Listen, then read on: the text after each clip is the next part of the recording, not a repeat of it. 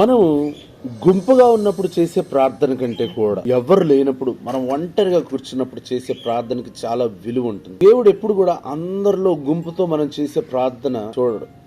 రహస్యమందు చూసే తండ్రి. మనం పైకి ఎన్ని మాటలు మాట్లాడినా మన హృదయాంతరంగమందు ఏమనుకుంటున్నామో దేవుడు తెలుసు. అది చూస్తున్నాడు.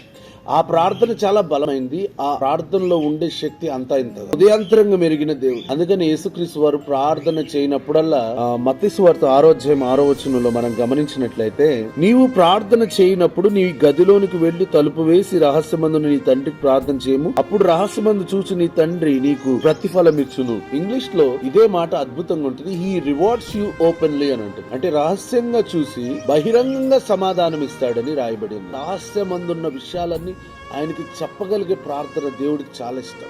అందుకని హెబ్రీయులకు రాసిన పత్రికలో మన బలహీనతలు ఆయనకు తెలుసు కాబట్టి ధైర్యముగా కృపాసనం యొద్దకు చేరుదామని అంటే, ప్రార్థన చేయనప్పుడల్లా దేవునితో రహస్యమైన విషయాలు చెప్పుకునే విధంగా మన ప్రార్థన. మన రహస్య జీవితం అంతా భయంకరంగా ఉండి బహిరంగంగా ప్రార్థన చేసినంత మాత్రం నా ప్రార్థన ఉపయోగపడదు. నువ్వు పైకి మాట్లాడే మాటలు కాదు, నీ హృదయాంతరంగం చూసేవా. నిజంగా నీకు హృదయాంతరంగం ముందు ఆయనతో మాట్లాడాలన్న ఉద్దేశం, ఆయనకి నా బలహీనతను చెప్పుకోవాలన్న ఉద్దేశం నీకుంటే, నిన్ను మార్చడానికి, నీ సమస్యలు పరిష్కరించడానికి ఆయన సమర్థుడైన రహస్య ప్రార్థన నువ్వు చేయగలిగితే బహిరంగంగా ఆశీర్వదించబడతావు. బహిరంగంగా దేవుడు నిన్ను సన్మానిస్తాడు.